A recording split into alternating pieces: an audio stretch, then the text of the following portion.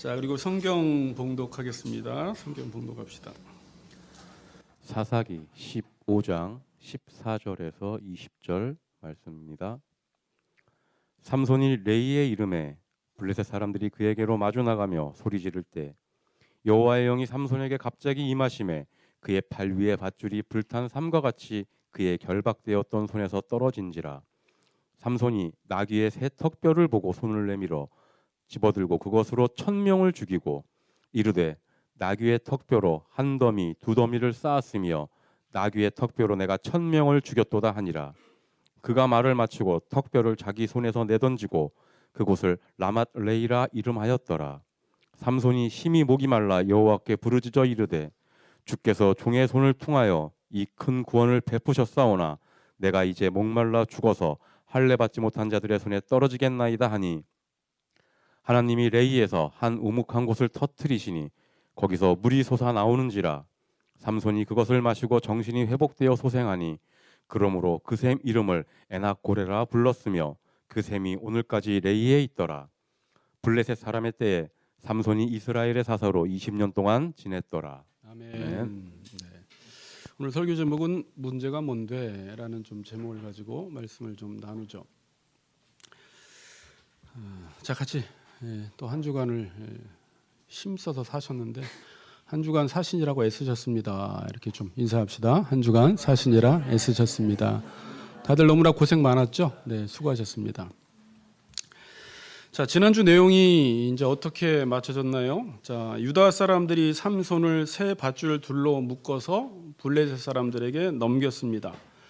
그런데 어떻게 됐어요? 갑자기 여호와의 영이 임하여서 삼손의 손에 묶여 있던 밧줄이 다 녹아내렸습니다. 자, 여러분이 삼손이라면 이제 갑자기 밧줄이 하나님의 영이 임해서 다 녹아내렸어요. 그럼 그때 삼손이라면 이제 어떻게 하시겠어요? 저는 생각해 봤더니 유다 사람들도 좀 괘씸해서 유다 사람들을 가서 좀 혼내줄 것 같기도 한데 삼손은 바로 15절에 행동을 합니다. 자, 15절. 삼손이 나귀의 새 턱뼈를 보고 손을 내밀어 집어들고 그것으로 1000명을 죽였다라고 지금 말씀하고 있습니다. 이 줄이 녹아내리자마자 그의 적인 계속해서 지금 치고 있는 관계에 있죠. 적군인데 그 블레셋을 치기 위해서 주변을 둘러보니까 뭐가 있었어요? 나귀의 새 턱뼈가 있었대요. 그러니까 오래된 턱뼈가 아니라 이 뜻이 새가 신선한이라는 뜻입니다.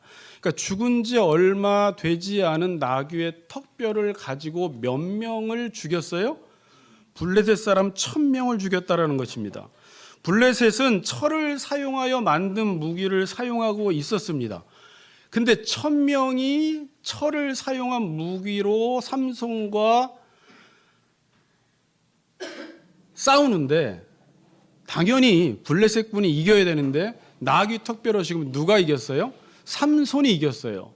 자, 그럼 여기서는 나귀 턱뼈가 블레셋이 사용하고 있는 철기 무기보다 강하구나라는 것을 말해주는 게 아니라 이건 전적으로 어떻게 이겼다? 하나님의 은혜와 능력으로 나귀 턱뼈로 블레셋군 1000명을 이길 수 있었다라는 것을 지금 말씀해주고 있는 것입니다. 자, 그리고 삼손이 전쟁에서 이기고 나서 이게 이행시인데 노래를 합니다. 노래를. 이게 어떤 노래인가 봅시다. 이르되 나귀의 턱뼈로 한 더미 두 더미를 쌓았으며 나귀의 턱뼈로 내가 1000명을 죽였도다. 나귀의 턱뼈로 한 더미 두 더미를 쌓았다라는 말은 문학적 표현이에요. 수없이 많은 더미라는 문학적 표현인데 여러분 1000명이 사람이 쌓여 있어요. 아마 삼손이 한 100명 치고 쌓아놓고 다 죽이고 쌓아놨겠구나. 다 죽이고 그 더미가 여러 더미가 있었다라는 거예요. 그리고 그것들을 보면서 이름을 지었어요. 뒤에 이제 라만 레이라고 지었는데 내가 여기서 누가 죽였다고 이야기를 합니까? 내가 1000명을 죽였다라고 이야기를 하고 있어요. 누가 죽였습니까 지금? 이거 누가 풀어줬어요? 줄을? 하나님이 풀어주셔서 하나님의 영이 임해서 하나님이 풀어주셔서 나귀 턱뼈로 블레셋 군인 1000명을 죽였는데 지금 삼손은 16절에서 내가 1000명을 죽였다라고 하면서 자기를 노래하고 있는 것입니다. 지금 자기를 높이고 있는 거예요. 자, 본문이 이래요. 그냥 이렇게 하다가 뒤에 이제 에나꼬레로 끝나는데 이 본문에서 오늘 우리에게 주고 싶은 말씀이 무엇일까요, 여러분? 우리는 일반적으로 우리가 무엇을 해서 어떤 결과를 얻게 되면 당연히 누가 했다고 이야기해요. 그리스도인들도 그래요. 내가 했다고 이야기해요. 하다못해 목회자도요. 목회를 크게 하면 하나님의 은혜라고 이야기하지만 내가 했다고 이야기를 해요. 그리고 누구의 이름을 높이려고 해요? 자기의 이름을 높이려고 해서 자꾸 기념비를 쌓으려고 합니다.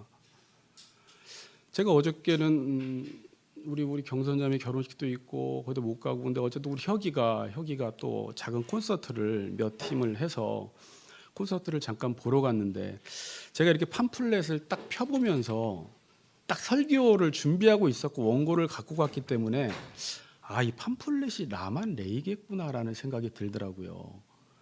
이게 무슨 말이냐면 이 라만 레이라는 말이 뭐냐면 레이라는 말은 턱뼈예요. 라맛은 높이. 그러니까 지금 턱뼈로 높이 쌓아 올렸다라는 말이에요. 그러니까 인간은 어떤 일을 행한 이후에 일반적으로 다 내가 했다라고 이야기를 합니다. 그리고 자기를 높여요. 특히 이제 음악하는 사람들도 그렇고 또 교육자 뽑을 때도 그렇고 우리가 회사 들어갈 때도 그렇지만 우리가 이력서에는 어쨌든 많은 이력을 써야 되잖아요. 그러니까 거기에다가는 뭘 많이 써야지 세상에서 그 사람을 알아주고 뽑아줘요. 내가 했다. 스펙이 많아야 돼요.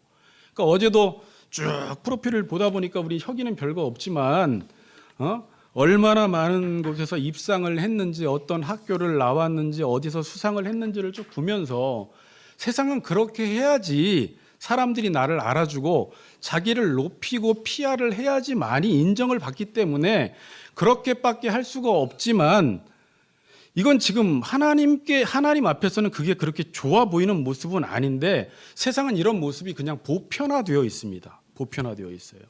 저는 그래서 그걸 보면서도 이게 라만 레이가 아닌가라는 생각이 좀 들었어요. 자, 여러분 지금 이 승리가 삼손은 여호와께로부터 왔다라는 것을 알았을까요? 몰랐을까요? 어떠세요? 이 승리가 여호와께로부터 왔다라는 걸 알았을 것 같아요? 몰랐을 것 같아요?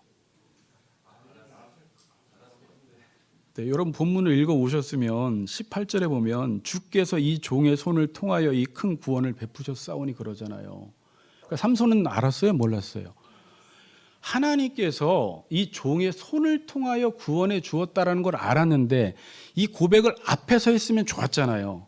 근데 앞에서 하지 않고 언제 이 고백을 하죠? 이 고백하는 때가 중요해요. 자기가 목말라 죽게 생기니까 이제서야 이 고백을 하는 거예요. 그러니까 삼손은 알았어요. 알았는데 그 일을 하고 난 다음에는 누구를 높이고 있어요? 자기를 높이고 있고 모든 공을 다 자기에게 돌려버리는 것입니다.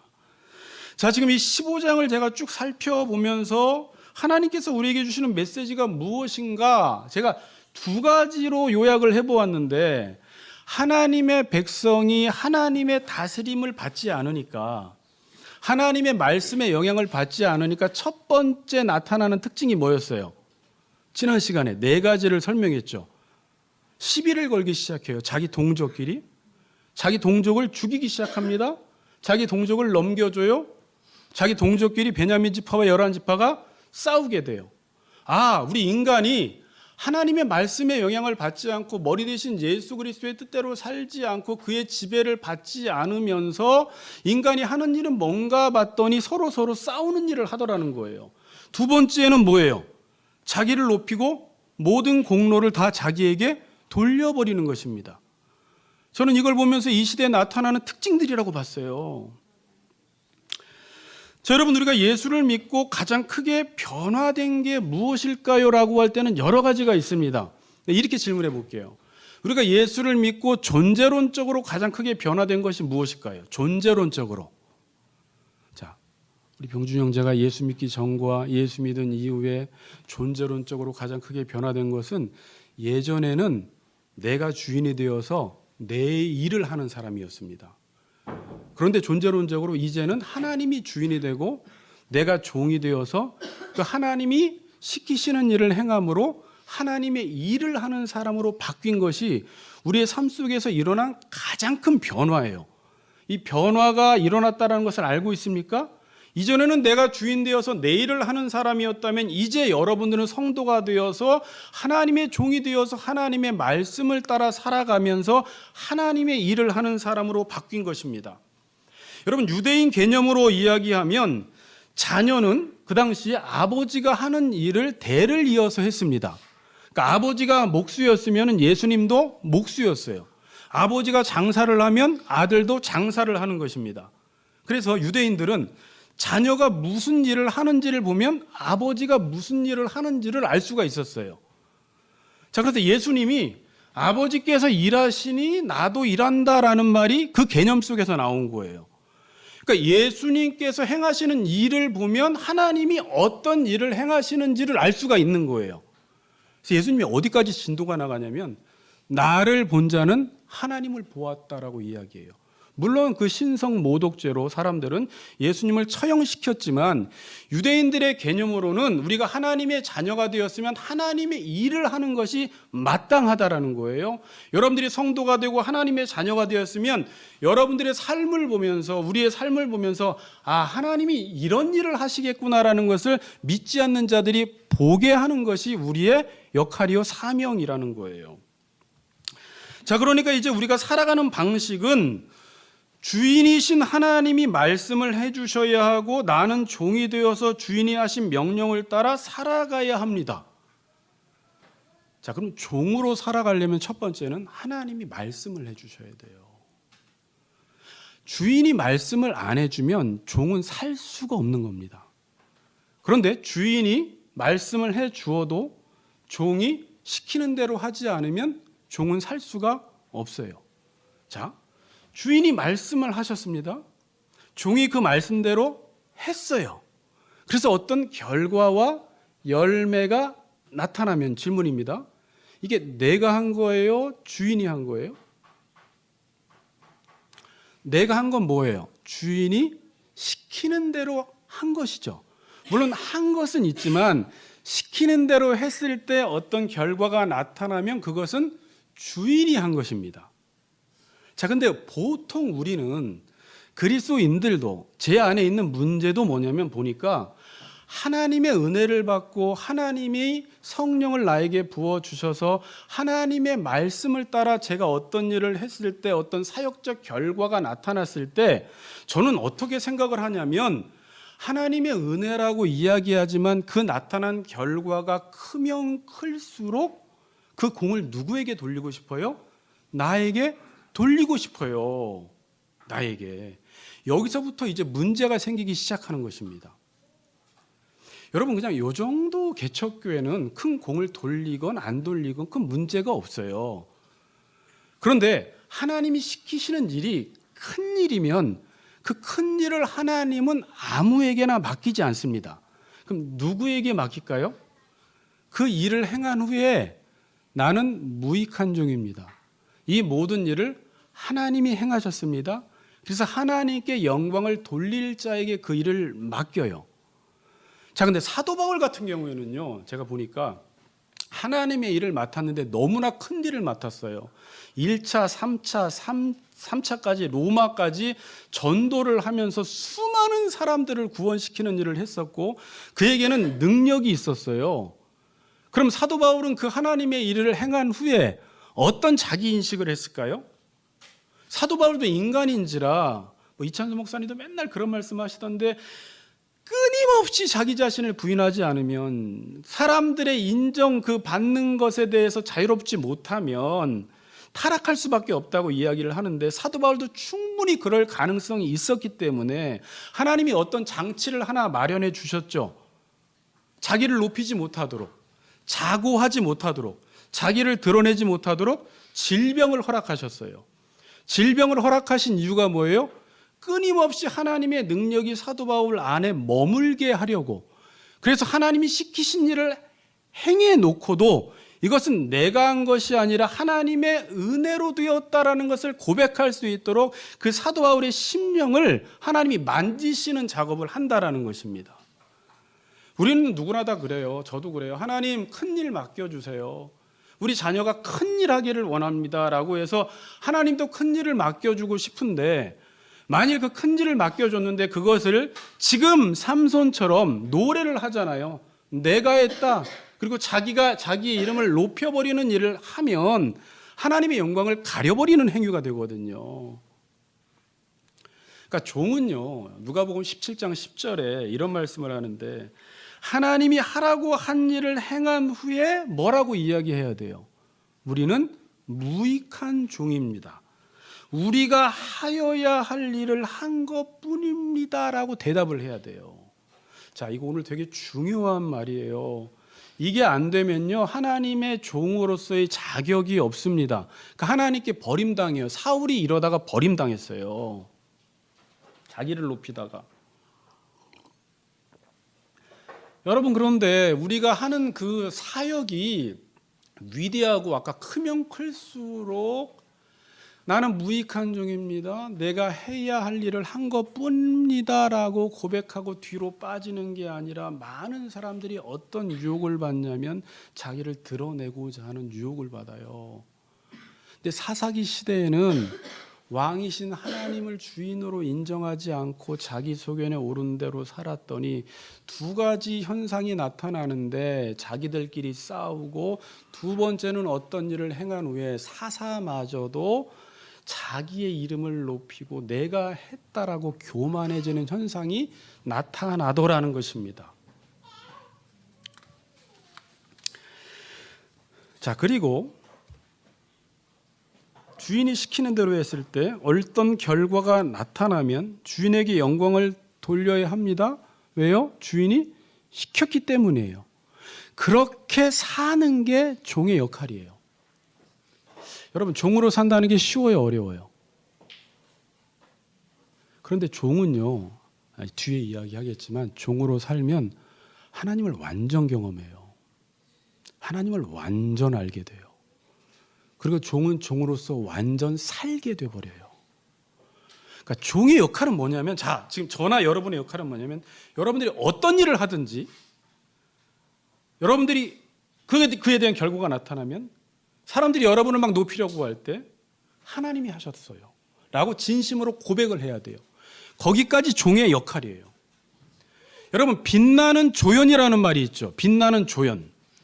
자, 모든 사람들이 다 주연이 되고 싶어 하는데 빛나는 조연은 뭐예요? 조연은 조연을 할 때 빛이 나는 거예요. 그러니까 그 조연의 역할에 충실할 때 빛이 나게 되어 있어요. 자, 우리는 빛이 난다라는 것을 어떻게 생각을 하냐면 내가 주인공이 되고 내가 주연이 돼야지 빛이 난다고 생각을 해요. 자, 지금도 여러분 지금도 어떤 종을 위대하게 볼까요? 여러분들이 볼 때 어떤 목사님이나 어떤 성도를 위대하게 봐요? 권력 있는 종, 힘 있는 종, 주인 같은 종, 지시하는 종을 위대하게 보고요. 잘 보세요. 진짜 종 같은 사람은 하찮게 봐요. 자, 제가 지금 모순된 말을 했어요. 종인데 지시하는 종, 명령하는 종, 권세 부리는 종, 힘 있는 종 같은 사람들은 목사건 성도건 아주 위대하게 보고 정말 종으로 사는 사람은 되게 무기력한 사람, 실패한 사람 취급을 한다는 것입니다. 자, 여러분, 악역 역할을 잘 감당하는 사람들이 배우 중에서도 많이 있는데 악역은 그냥 악역에 충실하면 돼요. 악역이 자꾸 의인 되려고 하면, 선한 일을 하려고 하면 그 드라마가 망쳐지는 것입니다.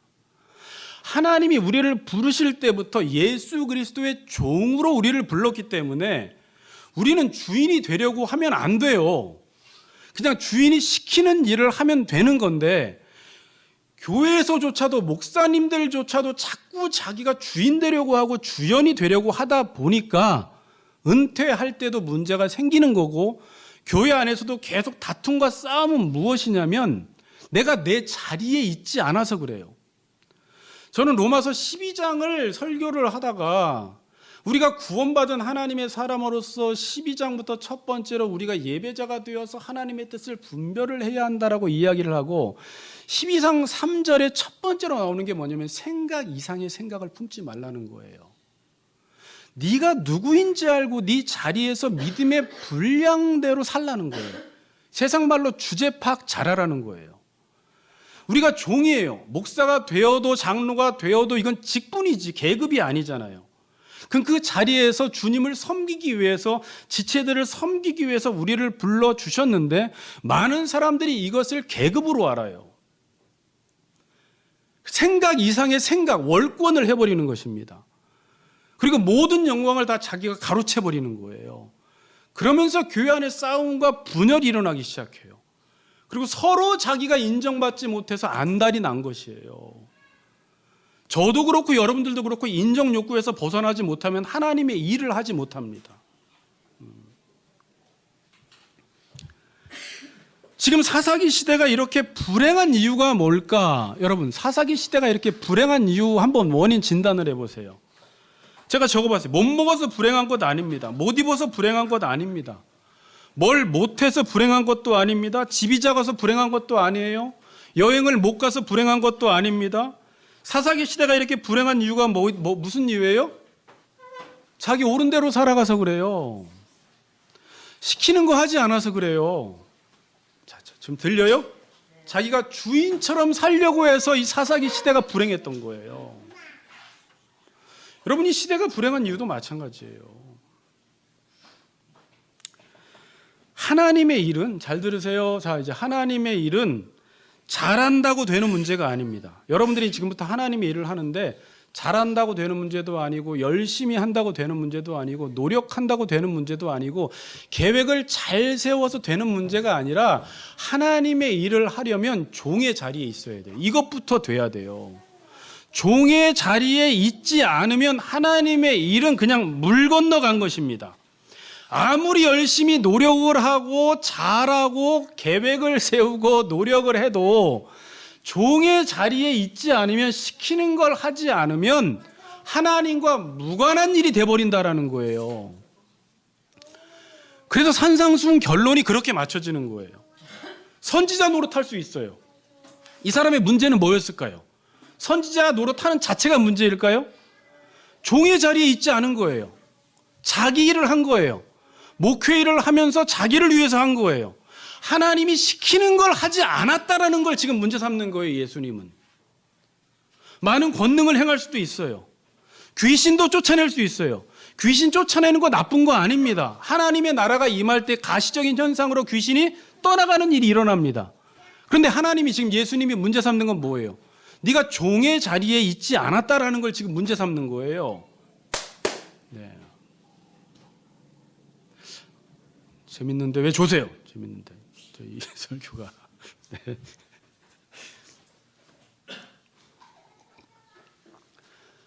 자, 이거는 이번 주에 다음 주에 우리 박준영 강도사님이 목사 한 수 받지만, 이거는 우리 목사들이나 직분자들이나 지금 여러분들이 정말 잘 들어야 되는 말씀이에요. 하나님의 일은 열심의 문제도 아니고, 잘하는 문제도 아니고, 노력해도 되는 문제도 아니고, 내가 세운 계획들이 다 이루어졌다고 해도 하나님의 일이 아닐 수 있다는 사실을 알아야 돼요. 하나님의 일은 종의 자리에 있지 않으면 하나님의 일은 물 건너갔다고요. 그래서 내 아버지의 뜻대로 행하지 아니하면 천국에 못 들어간다고 이야기하는 거예요. 불법을 행한 자가 되어버리는 거예요.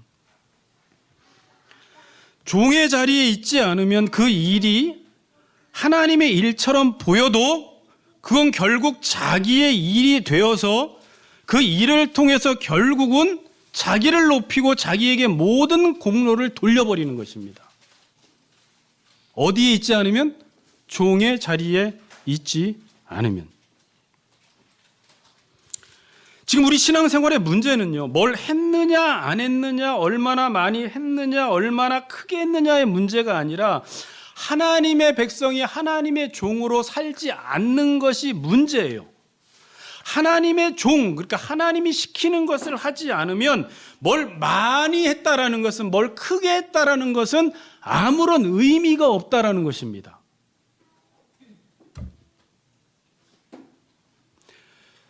그리스도인들, 사역자들의 문제가 뭘까라고 생각을 해봤을 때 자꾸 하나님이 시키지 않은 것을 자꾸 합니다. 하나님이 시키지 않았는데 자꾸 하는 게 왜 그럴까요? 능력이 많은 사람일수록, 아이디어가 많은 사람일수록, 세상 경험이 많은 사람일수록 하나님이 지금 시키는 일을 기다리면서 말씀을 묵상해야 하는데, 이 사회 자체의 풍토가 하나님의 말씀을 묵상하고 그 말씀의 뜻을 분별하는 데 시간을 할애하기보다는 이 세상 자체가 경쟁 사회이기 때문에, 교회도 경쟁하고 하기 때문에 하나님이 시켰는지 안 시켰는지는 관심 없고, 우리가 스스로 교회를 키우고 우리가 스스로 잘 살아보기 위해서 내 똑똑한 머리로, 내 제2형 계획형의 머리로 모든 계획을 다 세운 이후에 그것들을 이루려고 하지, 이게 하나님이 하라고 했느냐 하지 말라고 했느냐에는 관심이 없고, 이미 자기 스스로 자기 주도권을 가지고 내가 주인이 되어서 내 인생의 계획표를 세워서 진행을 해나가기 때문에 하나님의 말씀보다는 이걸 이루었느냐 이루지 않았느냐가 나한테는 훨씬 중요하다라는 말이에요. 그리고 제가 사역을 지금 부교역자 4번을 하고 개척을 해봤지만, 교회 상황이나 사회 상황이나, 교회에서는 그럼 그래야 되잖아요. 사회는 그렇다 치고 하나님의 뜻을 물어야 되고, 그 뜻이 무엇인지를 알아야 되고, 하나님이 말씀 안 해주시면 기다릴 줄도 알아야 되고, 때로는 5년도 10년도 기다릴 줄 알아야 되는데, 우린 절대 그렇게 못합니다. 올해 계획과 목표를 세우지 말라는 것이 아니라 인간적인 계획과 목표를 세워서 내가 그 일들을 이루었지만 그건 하나님이 시킨 일이 아니기 때문에 그 일들을 이루고 나서 하는 이야기가 뭐냐면 내가 한 거예요, 내가. 그리고 시키는 일은 또 안 합니다. 어떤 사람이 그래요. 이게 하나님의 뜻이냐 아니냐를 분별할 때 하기 싫은 걸 하래요. 우리가 청개구리이기 때문에 대부분 하기 싫은 걸 하면 그게 대부분 하나님의 뜻이라는 거예요. 내가 하고 싶은 걸 하면 인간은 자기의 욕망, 자기를 위해서 하기 때문에 하고 싶은 건 순종을 잘하지만 하나님이 시키는 일은 잘 안 하거든요. 근데 시키는 일을 하는 사람의 특징은 뭘까요? 자, 시키지 않아도 일을 잘하는 사람들의 특징, 그래서 하나님의 일, 우리가 교회 안에서도 어떤 일을 행할 수 있지만 그건 자기가 있기 때문에 결국은 자기를 높이고요. 시키는 일을 행한 사람들의 특징은 뭐냐면요, 인격이 변화돼요. 왜냐하면 하나님의 말씀을 듣고 그 시키는 일을 행하기 위해서 내가 하고 싶은 일들을 죽여나가기 시작해요. 사도 바울은요, 이 사실을 알았어요. 자기가 위대한 복음 사역자이기 때문에 이 복음을 전해서 수많은 사람들을 구원은 시켜주지만 자기가 막상 그 말씀대로 살지 못하고 어찌 보면 자기를 높이다가 버림받을까 봐 사도 바울은 그걸 제일 두려워했던 거예요. 여러분, 그리고 시키는 일을 했을 때는요, 한번 생각해 보세요. 성령님을 우리에게 보내주셔서 그 성령의 역사로 그 일을 하게 하세요. 그래서 하나님의 말씀에 순종하는 사람들의 특징은 지금 이 일이 내가 하는 것이 아니라 성령께서 내 안에서 이걸 하게 하신다라는 걸 알고 있습니다. 시키는 일을 하는 사람들의 특징은 그래서 하나님을 닮아가기 시작해요. 인격이 변화돼요. 여러분, 큰 교회나 작은 교회나, 그래서 왜 위대한 일을 한 사람들, 교회를 크게 세우고 많은 업적을 남기고 많은 성과를 이룬 사람들이 교만한 이유는 어디서부터 문제가 생겼을까요? 하나님과의 소통이 안 된 상태 속에서 일을 한 거예요. 그리고 자기 일을 한 거예요. 아까 산상설교 마지막 그 예수님께서 결론 내리셨듯이 선지자 노릇하고 많은 귀신도 쫓아내고 많은 권능도 행했지만 하나님의 백성은 종의 자리에 있지 않으면 그건 하나님의 일이 아닙니다. 넌 내가 시키는 거 하지 않았어. 넌 불법이야. 그래서 결국은 교만해져요, 특징이. 목사도 되게 교만해져요. 하나님 말도 잘 안 들어요. 성도들도 마찬가지예요. 제가 이 말씀을 계속 묵상을 오래 하면서 묵상하면서 하나님이 시키는 일을 하는 것이 종의 자리인데 우리는 너무나 많은 영향을 받고 있어요. 그러니까 하나님의 지배를 받는다라는 것은 말씀의 영향을 받아야 되는데 우리는 너무나 많은 영향을 받고 있고 우리에게 지시하는 것들이 너무나 많아서 그 모든 것을 다 끊어내지 않으면요, 하나님이 시키는 것이 무엇인지 들리지가 않고 분별이 안 돼요. 그래서 대부분의 그리스도인들이 그냥 자기가 하나님의 뜻을 정해놓고 그 일을 해버려요. 그래서 제가 보기엔 너무 똑똑한 게 문제예요. 너무 능력이 많은 게 문제예요. 기다리지 못해요. 당장 성과 업적을 낼 수가 있거든요. 인간이 일을 해서도. 근데 하나님과 상관이 없다는 게 문제죠.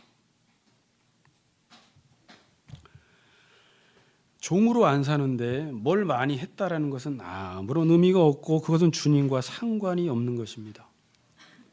우리가 속는 것이 무엇입니까? 종으로 안 살아도 성과와 결과만 있으면 하나님의 일을 했다고 생각을 하는 것입니다. 여러분, 그래서 구원이라는 건 뭐냐면 날마다 내가 원래 자기 자리로 돌아가는 거예요. 구원이 뭐라고요? 구원은 뭐냐면요, 여러분, 하나님이 우리에게 있으라고 한 그 종의 자리에서 벗어난 게 타락이에요.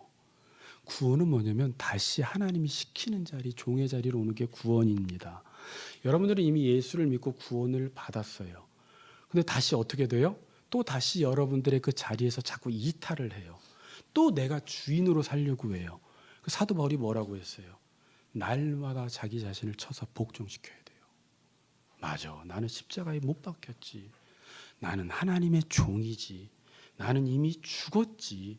내가 사는 것이 아니고, 나는 내가 주인이 되어서 내 일을 하는 사람이 아니고, 나는 하나님의 사람이 되어서 하나님이 시키는 일을 하는 사람이지. 라는 자리로 매일매일 돌아가지 않으면 다시 여러분들은 그 구원의 자리에서 이탈을 해요. 그럼 하나님의 구원의 역사가 나타나지 않습니다. 자, 하나님의 구원이라는 것은요, 여러분들이 하나님의 말씀을 듣는 자리에 있을 때 구원이 발생되는 것입니다. 구원이 발생된다는 말은 뭐냐면 하나님의 말씀을 듣고 사니까 그 말씀이 나를 살려내는 일을 하는 거예요. 그런데 제일 무서운 건 뭐냐면 이 자리를 사탄은 이탈하라고 하는 거거든요. 네 자리를 지키지 말라는 네 자리를 지키지 말라는 것이거든요. 그래서 네가 하나님처럼 되라고 하는 거예요. 그 말은 나는 하나님처럼 되려고 한 적 없는데요, 목사님. 그게 아니라 내가 주인 되어서 내 일을 하면서 살아가는 게 하나님처럼 되었다라는 말이에요. 그래서 사도 바울이 한 그 이야기, 날마다 자기 십자가를 지고 살아야 되고 날마다 자기를 부인해야 된다는 말은 뭐냐면 여러분 보고 죽으라는 말이 아니라 하나님의 말씀을 듣는 자리로 돌아가라는 거예요. 하나님의 종의 자리로 돌아가라는 거예요. 그러면 그때부터 하나님의 음성이 들리기 시작해요. 그리고 구원이 발생되기 시작합니다. 여러분들이 느끼지 못했던 성령의 역사가 그때 나타나기 시작합니다. 이 일이 내가 하는 것이 아니라 하나님이 내 안에서 능력으로 역사하시는 이 역사를 따라 내가 힘을 다하여 수고함으로 그 하나님의 뜻이 이루어지는 것을 자기가 알고 있습니다. 어떤 사람은요? 하나님의 명령을 따라 사는 사람은요, 하나님이 능력으로 내 안에서 역사하는 것을 따라 내가 힘을 다하여 수고해서 그 일이 이루어졌다는 것을 알고 어떤 고백을 할까요? 삼손처럼 지금 블레셋군 1000명을 무찔러 놓고 내가 했습니다. 라만 레이라는 자기를 높이는 것이 아니라 사도 바울처럼 나의 나된 것은 하나님의 은혜로 됐다라고 고백을 해요. 그러니까 사도 바울이 왜 위대하다, 물론 하나님의 은혜지만 왜 위대하냐면요, 그렇게 놀라운 일을 해놓고도 종의 자리에 있었다는 거예요. 그 사도 바울은 자기의 정체성을 나는 예수 그리스도의 종 바울은 그래 버려요. 철저히 하나님의 명령에 수행하는 사람이었어요. 그래서 그렇게 놀라운 능력이 나타났던 거예요. 그렇게 놀라운 능력이 나타나면 타락할 확률이 있으니까 자고하지 않게 하기 위해서 몸에 질병을 주신 거예요.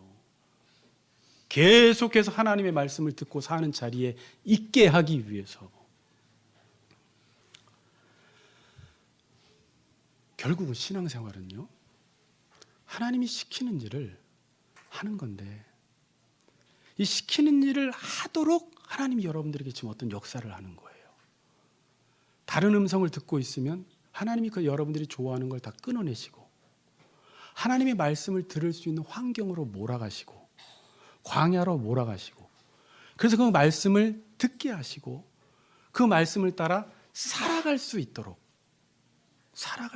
여러분들의 삶을 하나님은 지금도 훈련시켜 나가십니다. 우리는 자꾸 업적이 뭐야? 성과가 뭐야? 결과가 뭐에 관심이 있지만 하나님의 관심은 어디 있다고요? 네가 내 말을 듣고 행하느냐, 이 부분이 되지 않으면 삶 속에서 철저히 여러분들을 온유한 자로 만드시는 작업을 하십니다. 제가 온유라는 말이 뭐라고 했죠?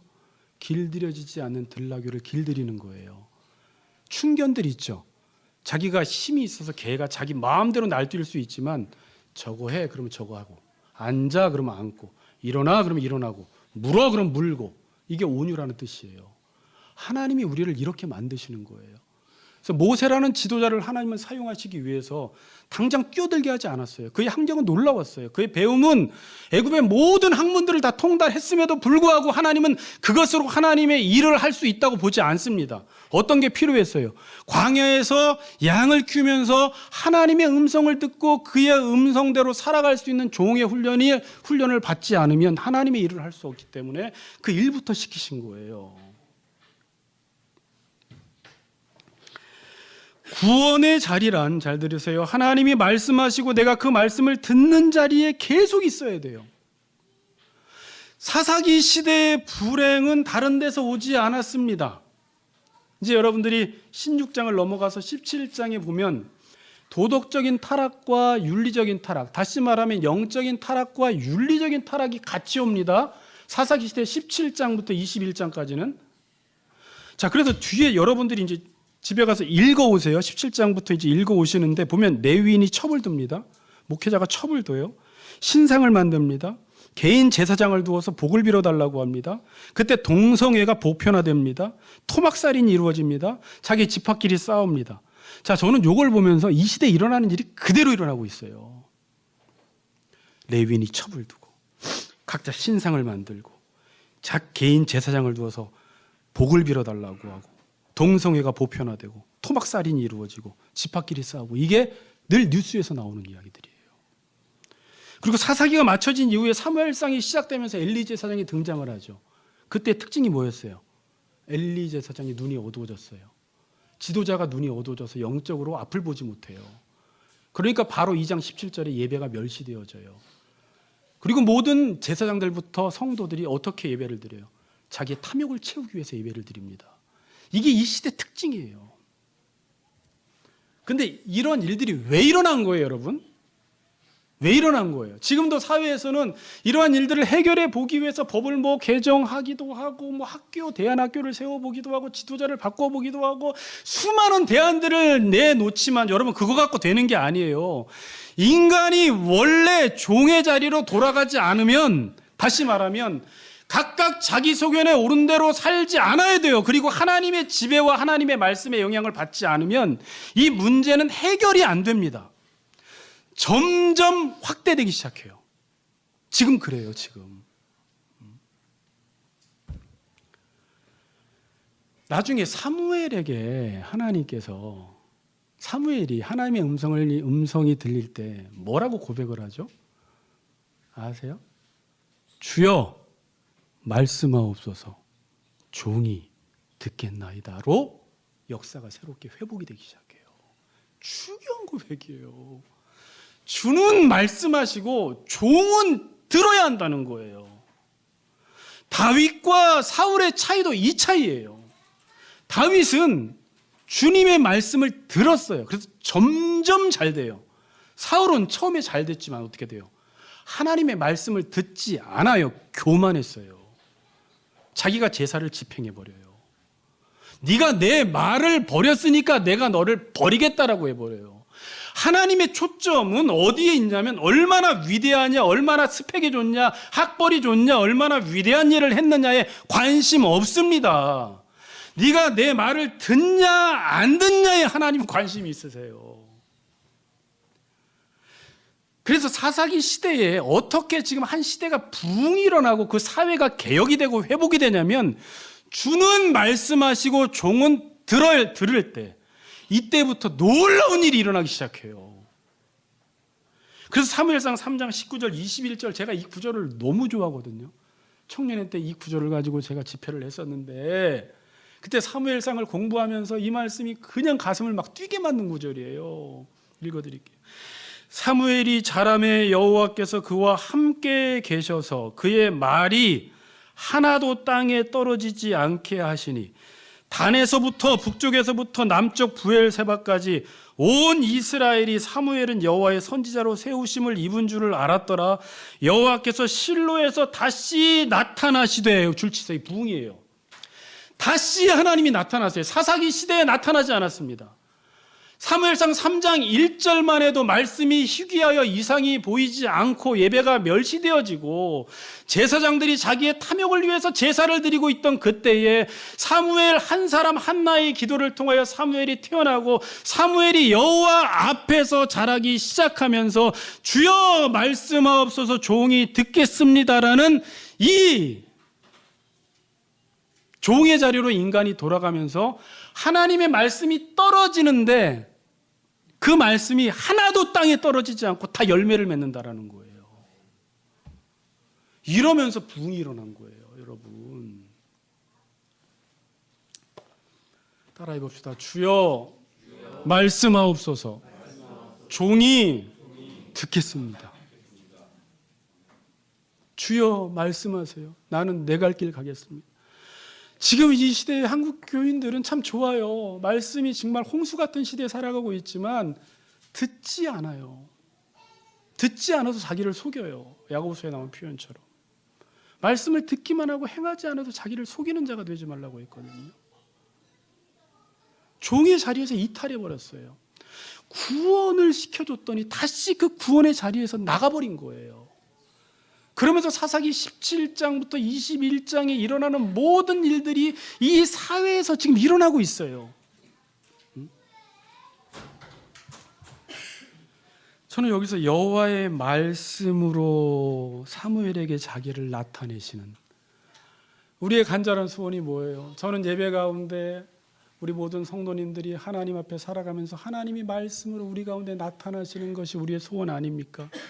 하나님이 말씀을 주셔서 우리를 날마다 구원시켜주는 게 우리의 소원 아닙니까? 언제 이런 일이 일어났다고요? 주님은 말씀하시고 종은 들을 때 이런 놀라운 부흥의 역사가 일어난 것입니다. 이 구원의 역사는 인간이 자기 자리로 돌아가지 않으면 일어나지 않습니다. 여러분 자꾸 뭘 잘할까 이런 생각하지 마세요. 제가 잘하려고 하지 말라고 그랬는데 사람들은 이상하게 생각할 수도 있어요. 자기가 못해서 그런가? 뭐 이렇게. 자, 성경을 알면 이렇게 말할 수밖에 없어요. 인간이 자기 자리로 돌아가지 않으면 아무 일도 일어나지 않아요. 그런데 더 심각한 문제는요. 인간이 원래 돌아가야 될 자기 자리가 어떠한 자리인지를 모릅니다. 이 시대는 여기서부터 불행이 시작된 거예요. 자, 여기 지금 인간이 다 있죠. 지금 인간이 지금 이렇게 사회가 이렇게 지금 악이 성행하는 이유가 인간이 자기 자리로 돌아가지 않아서 지금 이렇게 불법이 성행하게 된 것이거든요. 그럼 제가 말했습니다. 여러분들 원래 자리로 돌아가십시오라고 이야기해도 여러분들은 구원을 받았기 때문에 내가 있어야 할 자리가 종의 자리구나, 말씀을 듣는 자리구나라는 것을 알 수 있겠지만 세상 사람들은 자기가 원래 돌아가야 될 자리가 어디인지를 몰라요. 제가 그래서 세가부 교육을 할 때 죄라는 건 다른 것이 아닙니다. 내가 내 인생의 주인이 되어서 내 마음대로 사는 게 죄입니다라고 이야기를 하면 이 사람들이 그게 죄라고요? 죄가 죄인지를 모르는 거예요. 내가 주인이 되어서 내 인생을 내 마음대로 사는 게 죄인데 구원은 뭐라고요? 하나님이 주인이 되어서 하나님의 말씀대로 살아가는 게 구원인데 이게 지금 내가 어디로 돌아가라는 거야? 이 죄가 인정이 안 되는 거예요. 이 사회에서 정직하게 산 사람일수록, 의롭게 산 사람일수록.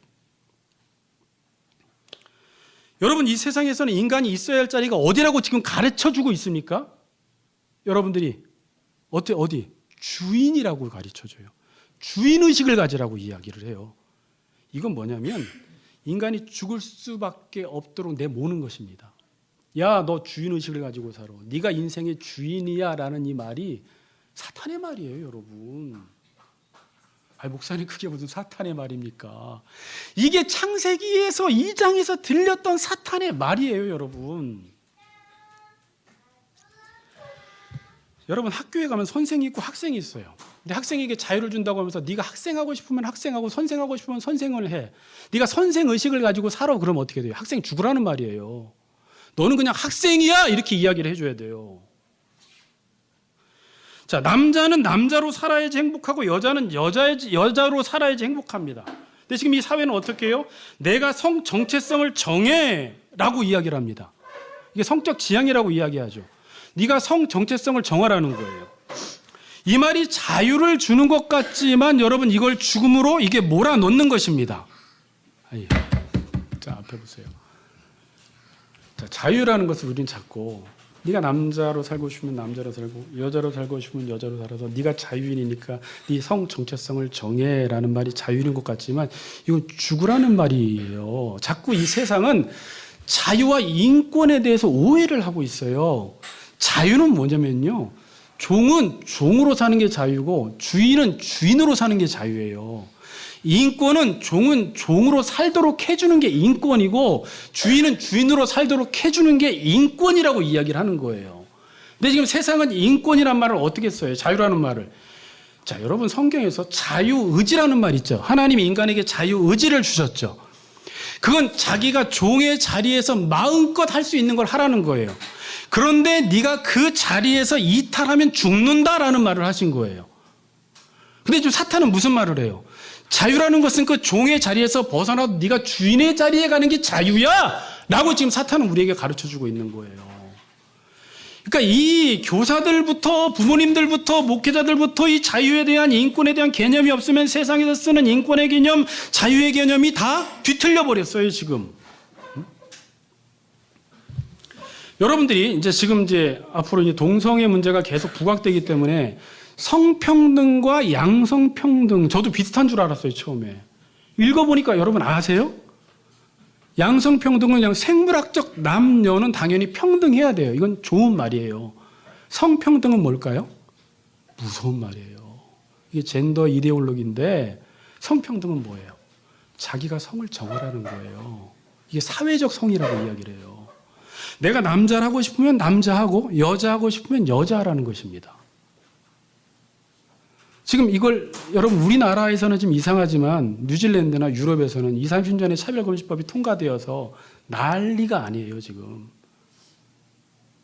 그래서 성전환 수술하지 않아도 나는 오늘 여자예요. 그러면 남자가 여자 목욕탕에 들어갈 수가 있어요. 여자 화장실에 들어갈 수가 있어요. 스위스는요 부모라는 말도 안 써요 지금 보니까. 페런츠 1, 페런츠 2 이렇게 써요.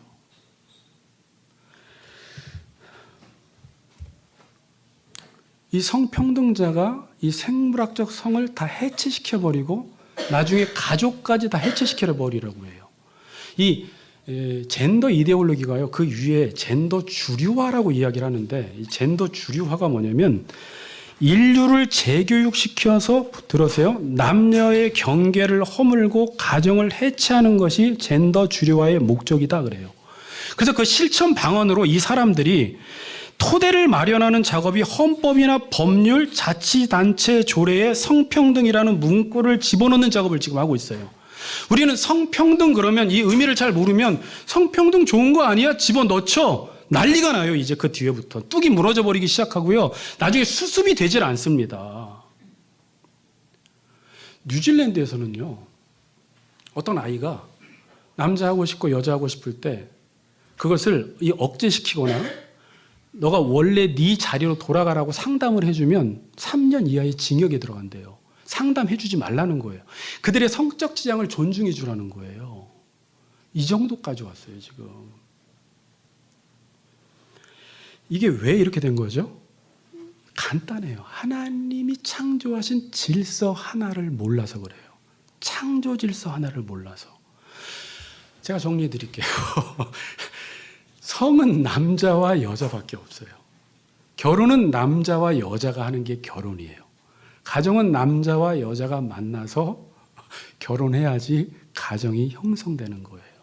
그런데 하나님의 창조 질서 하나를 모르니까 자, 호세아서 6장 1절 말씀대로 이 백성이 여호와를 아는 지식이 없음으로 망해버리는 거예요. 그 지식이 창세기 1장, 3장 안에 다 들어있어요. 제가 늘 말씀드렸죠.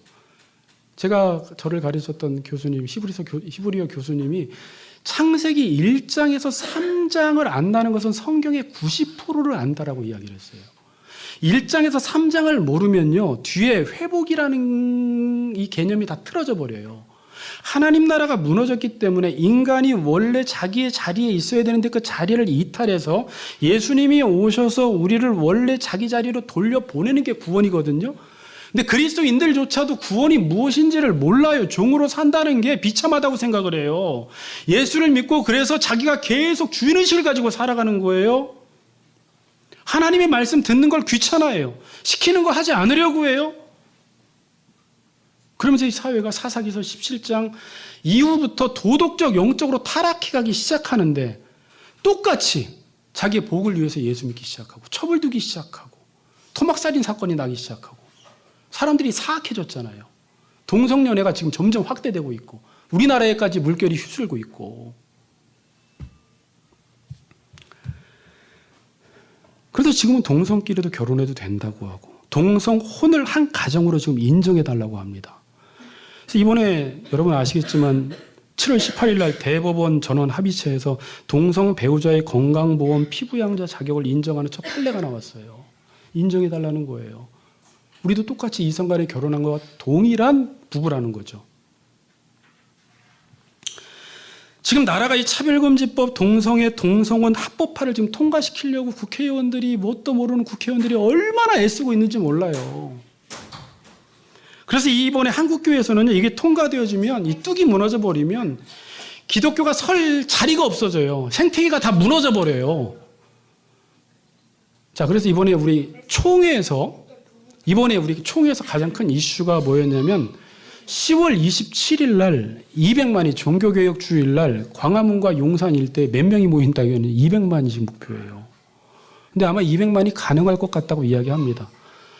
그래서 이번에 합동 측뿐만이 아니라 통합 측까지 고신 측까지 올라온대요. 합신 측도 올라온대요. 지금 난리가 났어요.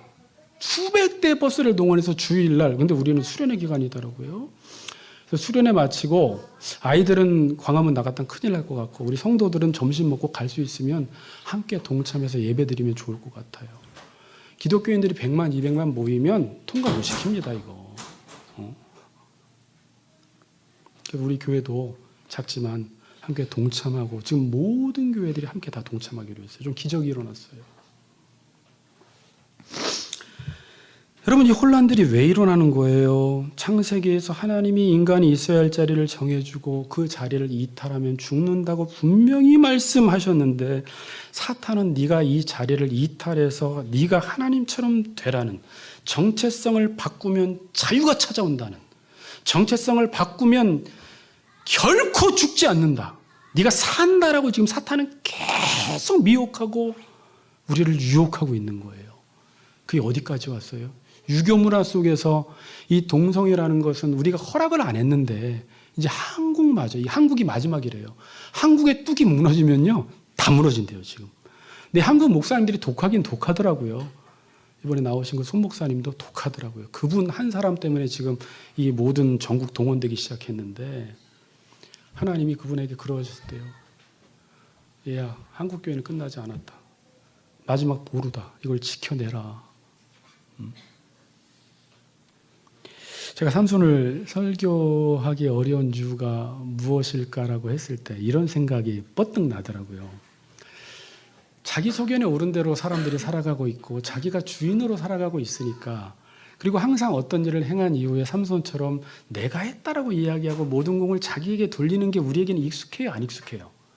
우리에게는 익숙해요. 그래서 이런 본문을 보면서도 우리도 성도들도 그렇게 살아가고 있기 때문에 삼손 이야기 오늘 본문을 봐도 이게 뭐가 문제지? 이렇게 보는 거예요.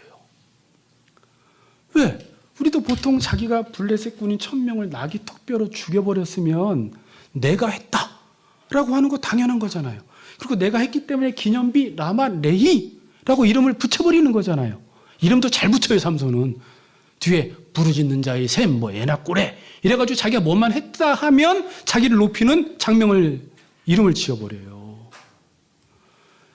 그러니까 삼손에 대한 해석이 여러 가지 있는 이유가 원래 성경이 어떠한지를 알면 이게 지금 심각한 타락이구나가 보이는데 우리 자체가 이렇게 사사기 시대 백성들처럼 살아가기 때문에 이 본문을 보면서도 문제를 못 느끼는 거예요. 타락한 학생이 타락한 학생을 보면 문제를 못 느끼고 어떻게 하면 더 타락할까만 배우는 거예요. 사기꾼이 사기꾼을 보면 문제를 못 느껴요. 저렇게 하면 사기를 잘 치네? 이것만 배우는 거예요. 그래서 삼손 설교가 왔다리 갔다리 하는구나. 신학자들마다 목사들마다 삼손을 막 영웅시하고 위대하게 보고, 물론 하나님이 쓰신 사람이에요. 삼손도 믿음이 있어요, 이 시대에. 그러니까 히브리서 11장에 실렸어요.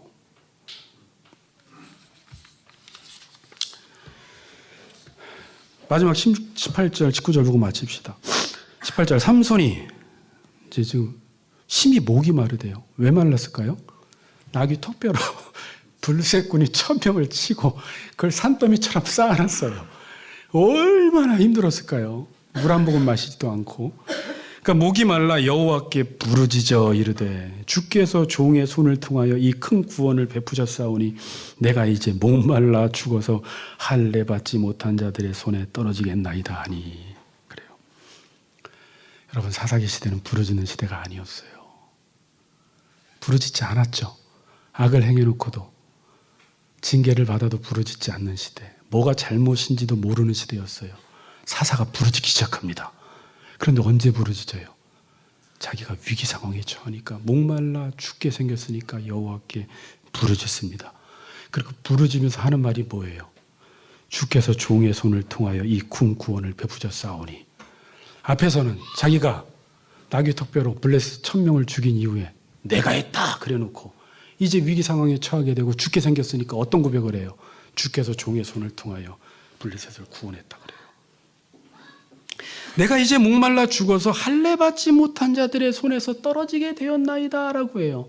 이 할례 받지 못했다라는 게 뭐예요? 언약 백성 아니라는 것이죠. 자, 여러분, 이 구절을 너무 어렵게 생각하지 마시고, 평상시 때 그리스도인들도 하나님께 기도하지 않다가 위기에 처하게 되면 어떤 단어들을 언급하고 운운하기 시작하냐면, 하나님 구원자 아니십니까? 하나님 언약 백성에게 이렇게 대하시면 안 되지 않습니까? 이렇게 지금 말을 하는 거예요, 이 분위기가. 여러분들이 평상시 여러분 마음대로 살아요. 자기가 주인 되어서 자기 뜻대로 살아가다가 인생에 어려움이 오면 그때 보통 어떤 이야기를 하죠? 성경에 보니까 하나님 구원자시라고 말씀하셨는데 왜 우리 집안 구원해 주지 않습니까? 이래버려요. 하나님 다 언약 백성인데 왜 언약 백성 그 언약을 이루어 주지 않아요? 이러는 거예요. 평상시 때는 하나님의 백성의 그 신분증을 장롱에 처박아 놨다가 꺼내지도 않다가 자기 마음대로 살다가 어려움에 처하게 되면 이 신분증 어딨지 꺼내가지고 하나님 나 구원시켜준다고 하셨잖아요. 왜 이러세요 도대체 하나님? 하나님 다 언약 백성인데 언약 백성 아닌 사람들에게 내가 짓밟히면 어떻게 되겠어요? 하나님의 영광 가려지지 않겠습니까? 라고 해서 구원해달라고 하는 게 지금 삼손의 모습이에요. 그리고 나서 에나꼴에 부르짖는 자의 셈이라는 또 이름을 또 지어요. 어떤 신학자는 그래요. 이것도 이렇게 지면 안 된다는 거예요. 은혜 주신 자의 셈이라고 저해했다는 거예요. 항상 자기중심적으로 이름을 짓는 거예요. 라만레이, 자기의 이름을 높이고 부르짖는 자의 셈. 이게 이 시대의 영적 수준입니다. 결론을 내릴게요. 제가 오늘 설교 제목이 뭐가 문제인데요. 자, 여러분, 뭐가 문제예요? 지금 이 시대는요, 우리 중인인부터 모든 아이들이 다 청년들도 내가 인생의 주인 되어서 내 인생을 내가 살고 내가 어떤 일을 했으면 당연히 내가 잘했고 자기에게 공을 돌리는 것을 당연하다고 생각하는 시대에 우리가 살아가고 있어요. 그래서 문제를 못 느껴요. 자, 그런데 하나님은 뭐라고 말씀하셨죠? 내가 이 선악을 먹는 날에는 정령 죽으리라 그랬어요. 네가 이 종의 자리에서 하나님의 말씀대로 사는 자리에서 떠나가면 너 죽는다라고 했는데 사람들은 한번 떠나가 보니까 안 죽네? 오히려 자유로운 거예요. 나를 위해 사니까 너무 좋은 거예요. 행복해 보이는 거예요. 그래서 점점 떠났더니 어떻게 됐어요? 사사기서 17장에서 21장의 일들이 우리나라에 일어나기 시작하는 거예요. 지도자들은 영적으로 눈이 어두워지기 시작하고 예배는 멸시되기 시작하고 모든 성도들이 탐욕을 위해서 예배를 드리기 시작하며 동성연애를 하며 토막살인 사건이 나며 많은 사람들이 분노에 차서 칼로 사람들을 무차별적으로 찔러대며 지금 개인 제사장을 두고 목사들이 첩을 두고 지금 그런 음란의 문제 때문에 사회가 심각해졌고 이런 일들이 왜 일어난 거예요? 하나님이 인간에게 주신 그 명령을 지키지 않아서 이게 설마 문제가 되겠어? 라고 해서 그 자리를 떠났더니 종의 자리에서 떠났더니 이제는 그 뚝이 무너져 버려서요. 이제는 걷잡을 수 없이 가버리고 있어요. 수습이 되질 않아요 지금은. 이때 우리가 깨닫는 게 뭐예요? 인간은 살아보니까 하나님의 말씀의 울타리 안에 있는 게 복이었구나. 하나님의 말씀대로 사는 게 복이 맞구나 라는 것을 이 모든 일들을 겪어보고 깨닫는 거예요. 그 전에는 몰라요. 고난당한 것이 내게 유익이라. 이로 인하여 내가 주의 율례를 배우게 되었나이다 라고 고백하는 것입니다. 종의 자리에서 하나님이 시키시는 일을 하는 충성된 종들이 되시기를 주의 이름으로 축복합니다.